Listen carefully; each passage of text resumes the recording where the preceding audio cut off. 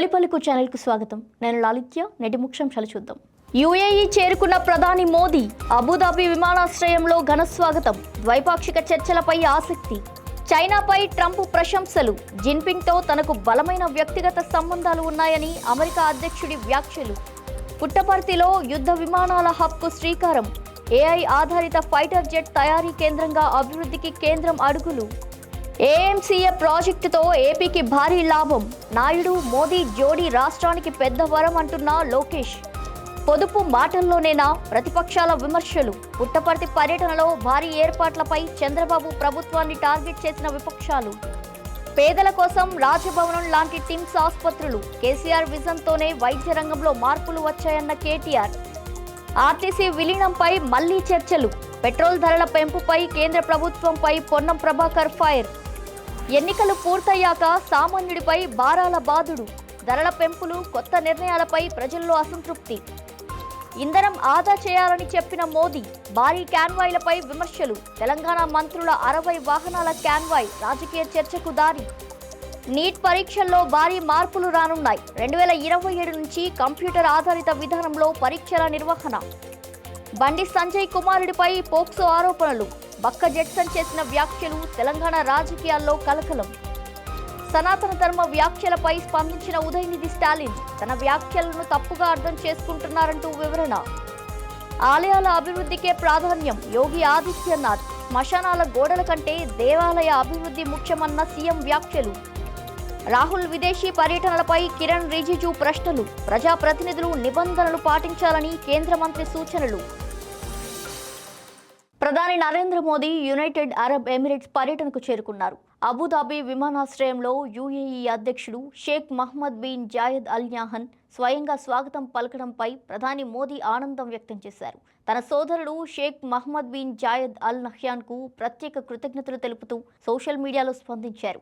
ఇంధనం, పెట్టుబడులు, సరఫరా వ్యవస్థలు సహా కీలక రంగాల్లో భారత్ యుఏఈ సంబంధాలను మరింత బలోపేతం చేసే ప్రయత్నం చేస్తున్నట్టు మోదీ పేర్కొన్నారు. ఇరు దేశాల మధ్య వ్యూహాత్మక భాగస్వామ్యాన్ని మరింత విస్తరించడంపై ఈ భేటీలో ప్రధానంగా చర్చలు కొనసాగాయి. బీజింగ్లో రెండో రోజు ద్వైపాక్షిక చర్చల సందర్భంగా అమెరికా అధ్యక్షుడు డొనాల్డ్ ట్రంప్ చైనా అధ్యక్షుడు షీ జిన్పింగ్కు ప్రత్యేక కృతజ్ఞతలు తెలిపారు. చైనా పర్యటన అద్భుతంగా సాగిందని, ఇరు దేశాలకు ప్రయోజనం కలిగే కీలక వాణిజ్య ఒప్పందాలు కుదిరాయని ట్రంప్ వెల్లడించారు.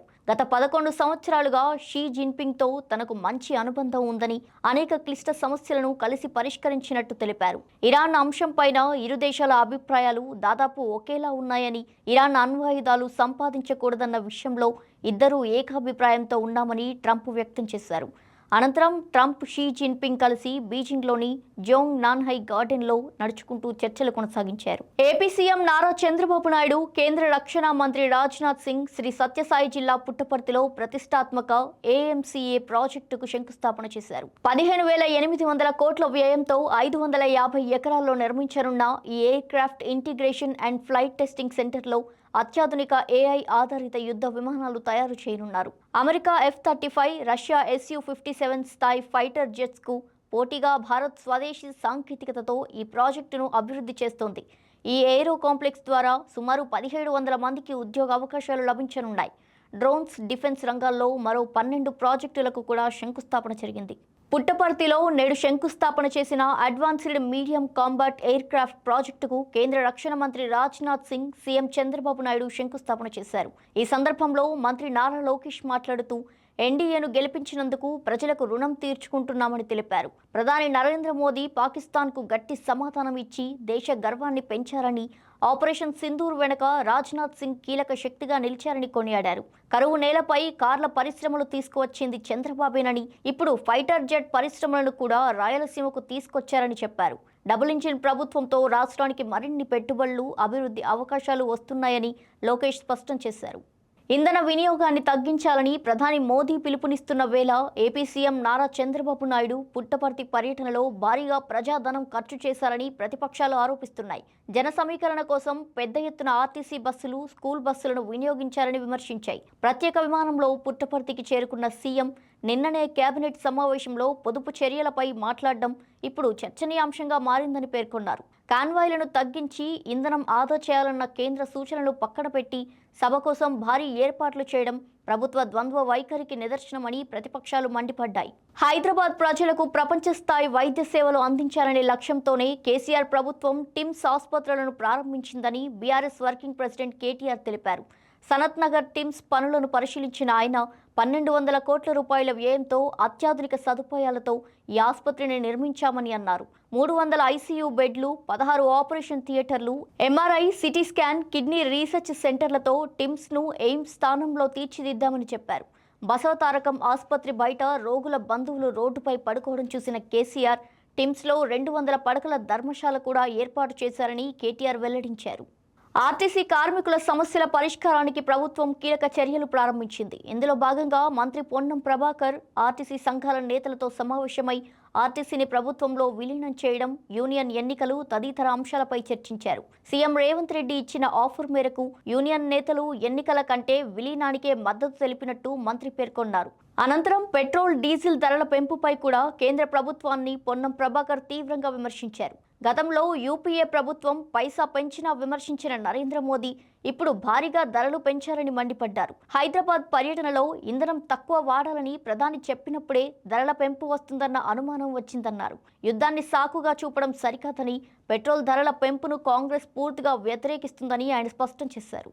దేశంలో ఎన్నికలు పూర్తి కాగానే కేంద్రంలోని మోదీ ప్రభుత్వం సామాన్య ప్రజలపై ధరల బాంబు పేల్చిందని కాంగ్రెస్ తీవ్ర విమర్శలు చేసింది. పెట్రోల్, డీజిల్ ధరలను లీటర్కు 3 రూపాయలు, సీఎన్జీ ధరలను కిలోకు 2 రూపాయలు పెంచడంపై ఆగ్రహం వ్యక్తం చేసింది. ఈ పెంపుతో రవాణా ఖర్చులు భారీగా పెరిగి కూరగాయల నుంచి నిత్యావసర సరుకుల వరకు అన్ని ధరలు మరింత పెరిగే ప్రమాదం ఉందని కాంగ్రెస్ హెచ్చరించింది. మధ్యతరగతి, కూలీలు, ఉద్యోగులు, ఆటో డ్రైవర్లు తీవ్ర ఇబ్బందులు ఎదుర్కొంటారని పేర్కొంది. ఎన్నికల వరకు ధరలను అదుపులో పెట్టి ఇప్పుడు మోదీ రికవరీ మొదలు పెట్టారని ప్రతిపక్షాలు విమర్శలు గుప్పిస్తున్నాయి. దేశంలో ఇంధన వినియోగాన్ని తగ్గించాలని ప్రధాని మోదీ పిలుపునిచ్చిన వేళ తెలంగాణ మంత్రుల భారీ కాన్వాయ్ చర్చనీయాంశంగా మారింది. నల్లగొండ జిల్లా చెట్లచెన్నారంలోని ధాన్యం కొనుగోలు కేంద్రాల పరిశీలనకు మంత్రులు కోమటిరెడ్డి వెంకటరెడ్డి, అడ్లూరి లక్ష్మణ్, ఉత్తమ్ కుమార్ రెడ్డి భారీ భద్రత మధ్య 60 వాహనాల కాన్వాయ్తో వెళ్లడం విమర్శలకు దారితీసింది. మరోవైపు రైతుల సమస్యలను తెలుసుకున్న మంత్రులు ధాన్యం తరలింపును వేగవంతం చేయాలని అధికారులకు ఆదేశించారు. చివరి గింజ వరకు మద్దతు ధరతో కొనుగోలు చేస్తామని రైతులకు హామీ ఇచ్చారు. నీట్ పరీక్షా విధానంలో కేంద్ర ప్రభుత్వం కీలక మార్పులు తీసుకురానుంది. వచ్చే ఏడాది 2027 నుంచి నీట్ యూజీ పరీక్షను పూర్తిగా కంప్యూటర్ ఆధారితంగా నిర్వహించనున్నట్టు కేంద్ర విద్యాశాఖ మంత్రి ధర్మేంద్ర ప్రధాన్ ప్రకటించారు. ఇకపై ఓఎంఆర్ షీట్లు ఉండవని ఆయన స్పష్టం చేశారు. ప్రశ్నాపత్రాల లీకేజీలు, అవకతవకల ఆరోపణలతో నీట్ పరీక్ష విశ్వసనీయతపై తీవ్ర విమర్శలు వెల్లువెత్తిన నేపథ్యంలో ఈ నిర్ణయం తీసుకున్నట్టు తెలుస్తుంది. రాజస్థాన్లో గెస్ట్ పేపర్ పేరుతో జరిగిన లీక్ ఘటన దేశవ్యాప్తంగా లక్షలాది విద్యార్థులను ఆందోళనకు గురిచేసింది. ఈ క్రమంలో నీట్ యూజీ 2026 పునః పరీక్షను జూన్ 21న నిర్వహించనున్నట్టు ఎన్టీఏ ప్రకటించింది. కాంగ్రెస్ బహిష్కృత నేత బక్క జెట్సన్, బీజేపీ నేత బండి సంజయ్ కుమారుడు భగీరథ్ పై నమోదైన పోక్సో కేసు విషయంలో తీవ్ర ఆరోపణలు చేశారు. మైనర్ బాలికకు న్యాయం చేయకుండా బీజేపీ, కాంగ్రెస్ కలిసి వ్యవహరిస్తున్నాయని విమర్శించారు. భగీరథ్ను కావాలనే రక్షిస్తున్నారని, సిట్ విచారణ కూడా కాలయాపన కోసమే ఏర్పాటు చేశారని ఆరోపించారు. పోలీసులు నిందితుడిని పట్టుకునే అవకాశం ఉన్నప్పటికీ కూడా ఉద్దేశపూర్వకంగానే నిర్లక్ష్యం చేస్తున్నారని మండిపడ్డారు. స్థానిక మీడియా కూడా ఈ వ్యవహారంపై మౌనం పాటిస్తోందని, డబ్బుతో కేసును మేనేజ్ చేస్తున్నారని వ్యవహరించారు. ఈ కేసులో నిజమైన విచారణ జరగాలని, భగీరథ్కు డ్రగ్స్ పరీక్షలు కూడా నిర్వహించాలని బక్క జెట్సన్ డిమాండ్ చేశారు. తమిళనాడు అసెంబ్లీలో సనాతన ధర్మంపై చేసిన వ్యాఖ్యలతో విమర్శలు ఎదుర్కొంటున్న డీఎంకే నేత ఉదయనిధి స్టాలిన్ స్పందించారు. తన మాటలను వక్రీకరిస్తున్నారని, సనాతన ధర్మాన్ని కించపరచడం తన ఉద్దేశం కాదని ఆయన స్పష్టం చేశారు.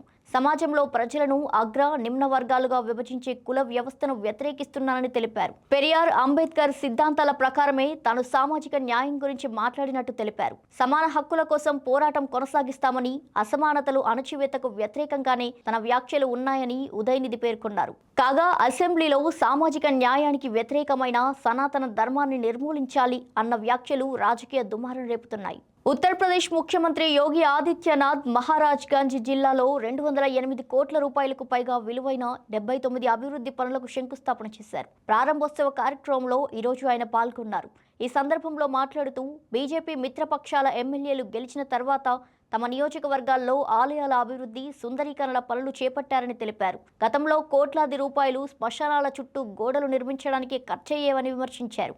ఇప్పుడు ప్రజలు ఎక్కువగా ఆలయాలకు వస్తున్నందున దేవాలయాల అభివృద్ధి, సౌకర్యాల పెంపుకే నిధులు వినియోగిస్తున్నామని యోగి ఆదిత్యనాథ్ పేర్కొన్నారు. లోక్సభ ప్రతిపక్ష నేత రాహుల్ గాంధీ విదేశీ పర్యటనలపై కేంద్ర మంత్రి కిరణ్ రిజిజు ప్రశ్నలు లేవనెత్తారు. ఎంపీలు విదేశాలకు వెళ్లే ముందు లోక్సభ, రాజ్యసభ కార్యదర్శిత్వానికి 3 వారాల ముందే సమాచారం ఇవ్వాల్సి ఉంటుందని తెలిపారు. విదేశీ ఆతిథ్యం స్వీకరిస్తే FCRA చట్టం ప్రకారం కేంద్ర హోంశాఖ, విదేశాంగ శాఖలకు కూడా వివరాలు అందించాల్సి ఉంటుందని తెలిపారు. 2004 నుంచి ఎంపీగా ఉన్న రాహుల్ గాంధీ ఇప్పటి వరకు 54 విదేశీ పర్యటనలు చేసినట్టు సమాచారం ఉందని, ఆయన విదేశాల్లో ఎంతకాలం గడిపారు, ఖర్చులు ఎవరు భరించారనే విషయాలపై స్పష్టత అవసరమని పేర్కొన్నారు.